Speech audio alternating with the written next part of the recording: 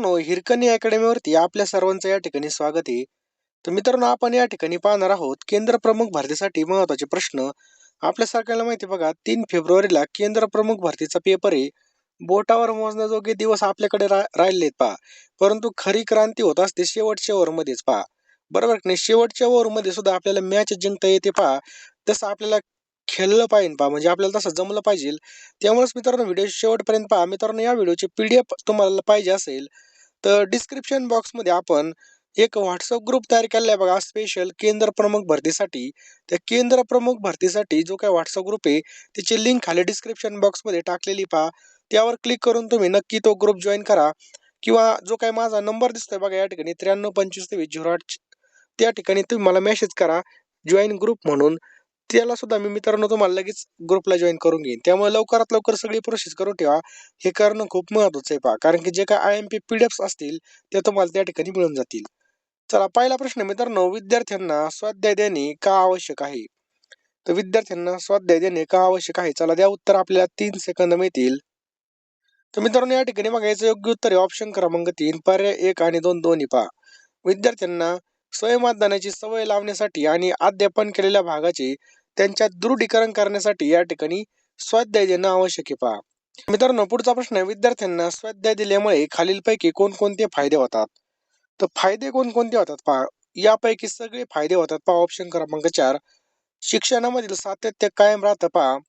स्वतः माहिती वाचून, निरीक्षण करून, कृती करून, मोठ्या व्यक्तींशी संपर्क साधून माहिती मिळवण्याचा अनुभव घेतल्यामुळे मुलांना शिक्षणामध्ये रस वाटतो. प्रश्नांची उत्तरं स्वतःच्या गतीने शोधण्याची सवय लागते. म्हणजे वरीलपैकी सर्व याचं योग्य उत्तर आहे पहा. पुढचा प्रश्न मित्रांनो, विचारांचा आदान प्रदान करण्याचं प्रभावी साधन म्हणजे टिंबटिंब वय. तर मित्रांनो, म्हणजेच काय बघा, प्रश्न उत्तर तंत्र वय.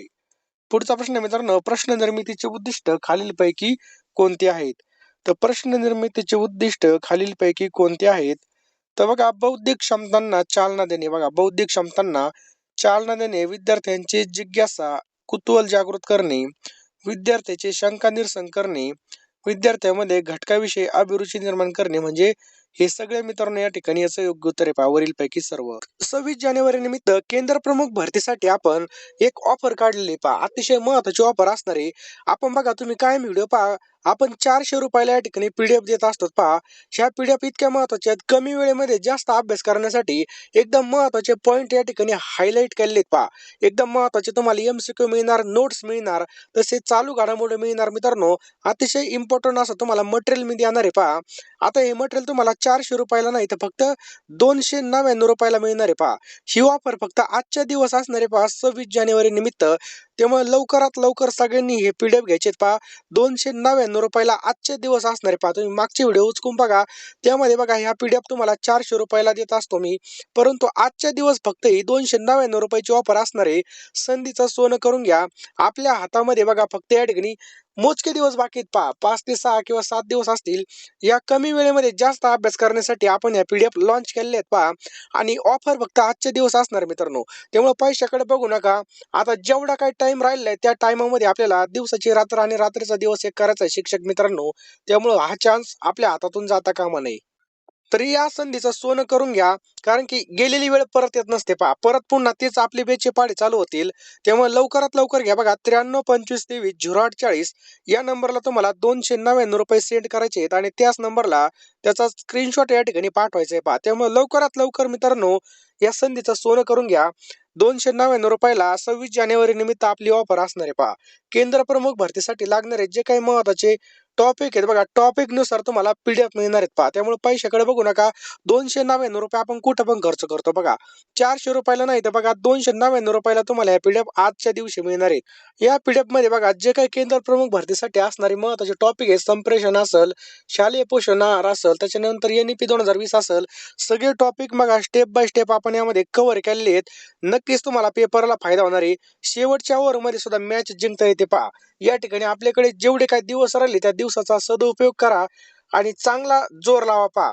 काही पण होऊ शकतं पहा. शेवटच्या दिवसामध्ये अभ्यास करण्यासाठी, फास्ट रिव्हिजनसाठी, कमी वेळेमध्ये जास्त अभ्यास करण्यासाठी 400 रुपयाचा PDF फक्त 299 रुपयाला मिळणार आहे. 932523 0840 या नंबरला तुम्हाला 299 रुपये सेंड करायचे आहेत. मी तुम्हाला एका मिनिटामध्ये सगळ्या PDF पाठवून देणार आहे. ऑफर फक्त बघा या ठिकाणी आजच्या दिवस आहे. आता ऑफर संपायला फक्त काही तास बाकी आहेत. त्यामुळे लवकरात लवकर घेऊन टाका 299 ला. पुढचा प्रश्न आहे मित्रांनो, प्रश्न निर्मितीचे स्वरूप खालीलपैकी कशा प्रकारे असलं पाहिजे. तर बघा हे सगळे उदाहरण या ठिकाणी बरोबर आहे. वरील पैकी सर्व बघा आपण कोणकोणते ते बघूयात, रिव्हिजन मारूयात. मुक्त प्रश्न उदाहरणार्थ बघा, समजा तुम्ही मुख्यमंत्री झाला तर काय कराल.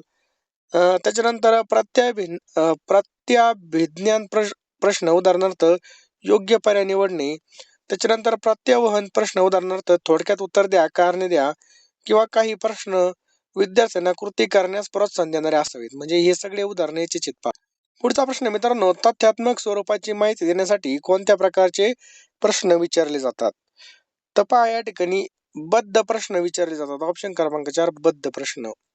ज्या प्रश्नांची उत्तरे तार्किक विचार प्रक्रियेच्या आधारे दिली जातात त्याला कोणते प्रश्न म्हणतात.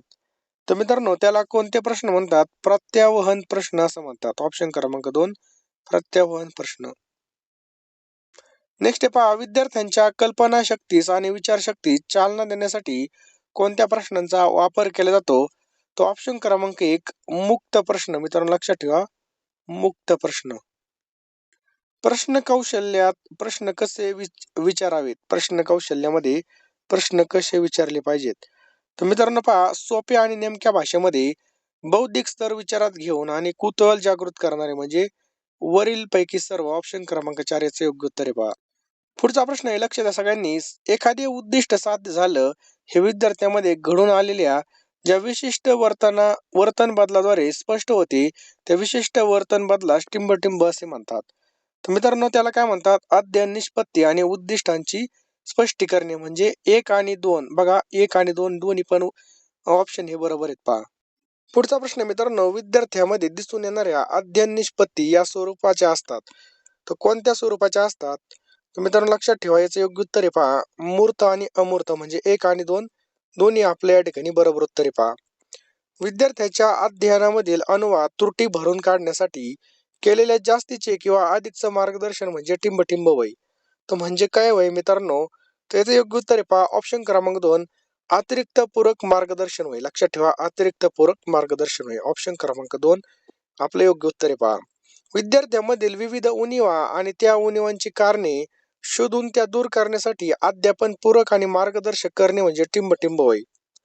तर मित्रांनो याचं योग्य उत्तर आहे पहा, ऑप्शन क्रमांक 3 नैदानिक उपचारात्मक अध्ययन. कोणतं आहे पहा, हे नैदानिक उपचारात्मक अध्ययन. याचं बरोबर उत्तर आहे पहा.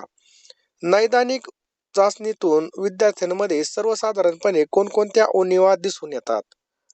तर मित्रांनो कोणकोणत्या उणीवा दिसून येतात. तर वाचनामध्ये विरामचिन्हाचा वापर करता येत नाही ही सुद्धा दिसते. गणितामध्ये संख्या वाचनामध्ये अडचणी येतात. खेळामध्ये रस नसतो. विद्यार्थ्यांना काही अक्षरांच्या उच्चारामध्ये अडचणी येतात.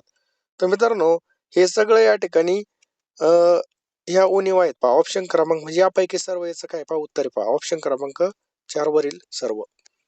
पुढचा प्रश्न मित्रांनो, विद्यार्थ्यांना पूरक मार्गदर्शन करण्यासाठी खालीलपैकी कोणत्या पायऱ्याचा अवलंब करावा. तर कोणत्या पायऱ्याचा अवलंब करावा असं या ठिकाणी विचारलेलं आहे. तर मित्रांनो विद्यार्थ्यांचा उणीवांचा शोध घेणे, त्याच्यानंतर विद्यार्थ्याच्या उणीवा मागील कारणे जाणणे, उणीवा दूर करण्यासाठी पूरक अध्यापन आणि मार्गदर्शन करणे, त्याचप्रकारे उणीवा दूर झाल्या की नाही याचा पडताळा करणे. म्हणजे हे सगळे वरील पैकी सर्व या ठिकाणी याचं योग्य उत्तर होईल पहा. पुढचा प्रश्न मित्रांनो, अध्ययन निष्पत्तीची मांडणी कशा प्रकारे करावी. तर मित्रांनो अध्ययन निष्पत्तीची जी काही मांडणी आहे ही पहा, विद्यार्थ्याच्या वर्तनाबद्दलच्या स्वरूपात लिहावी पहा. वर्तन बदलाच्या स्वरूपात लिहावी. वर्तन बद्दल लिहिताना तो निरीक्षणक्षम आणि मापनीय स्वरूपात लिहायला पाहिजे. अनेक वर्तनाबद्दल एकाच वेळी एकच वाक्यात लिहून येत. मित्रांनो हे सगळं या ठिकाणी जर पाहिलं अशा प्रकारे करावी. म्हणजे वरील सर्व हे आपलं बरोबर आहे पहा. 9 नंबरचा प्रश्न आहे पहा, प्रगत शैक्षणिक महाराष्ट्र कार्यक्रमाअंतर्गत विद्यार्थी हा कोणकोणत्या विषयामध्ये प्रगत असणं आवश्यक आहे किंवा अपेक्षित आहे. तर पहा भाषा विषय आणि गणित हे बरोबर आहे पहा. सामाजिक शास्त्रामध्ये आणि विज्ञान म्हणजे वरील सर्व याचं काय पहा योग्य उत्तर आहे पहा. प्रगत शैक्षणिक महाराष्ट्र कार्यक्रमाअंतर्गत प्रगत वर्गाची निकष निश्चिती खालीलपैकी कोणत्या बाबींच्या आधारे केली जाते? तर मित्रांनो, गणितीय संख्या अचूक लिहिणे, वजन, मापे, आकारमान, लांबी सांगता येणे, किमान 5 वाक्य श्रुतलेखनाने लिहिता येणे आणि कवितेनुसार अभिनय करता येणे, त्यासोबत आकलनावर आधारित 5 प्रश्नांची उत्तर देता येणे, म्हणजे वरील सर्व आपल्या या ठिकाणी योग्य उत्तरे पहा. हे सगळं पाहिजे पहा वरील सर्व. नेक्स्ट मित्रांनो, NAS च विस्तारित रूप काय आहे? तर मित्रांनो काय पहा, नॅशनल अचिव्हमेंट सर्वे, याचं काय पहा, याचं योग्य उत्तर पहा. राष्ट्रीय संपादनुक सर्वेक्षणाद्वारे प्राप्त माहितीचा उपयोग कशासाठी होणार आहे? तर मित्रांनो, कशासाठी होणार आहे? शैक्षणिक धोरण आणि नियोजन ठरवण्यासाठी होणार आहे. अध्यापन बदलातून विद्यार्थ्यांना अध्ययन निष्पत्तीमध्ये सुधारणा करण्यासाठी, म्हणजे पर्याय 1 आणि 2 हे याचं योग्य उत्तर आहे पहा. पुढचा प्रश्न आहे मित्रांनो, राष्ट्रीय संपादनुक सर्वेक्षणाबाबत NAS खालीलपैकी कोणते विधाने चुकीचे आहेत? तर कोणते विधान या ठिकाणी चुकीचं आहे? तर पहा, या सर्वेक्षणाचा हेतू शासकीय अनुदानित शाळांमधील शैक्षणिक प्रणालीचं स्वरूप समजून घेणे हा आहे. मित्रांनो, ही माहिती हे विधान बरोबर आहे पहा, चुकीचं नाही. या सर्वेक्षणाद्वारे प्राप्त माहितीचा उपयोग शैक्षणिक धोरण नियोजन ठरवण्यासाठी आणि अध्यापन बदलातून विद्यार्थ्यांना अध्ययन निष्पत्तीमध्ये सुधारणा करण्यासाठी होणार आहे. मित्रांनो, यामधलं एक सुद्धा विधान चुकीचं नाही, सगळे विधान हे बरोबर आहेत पहा. चला सगळ्यांनी लक्ष द्या. राष्ट्रीय संपादनुक सर्वेक्षणाद्वारे कोणकोणत्या अपेक्षांची पूर्तता केली जाणार आहे?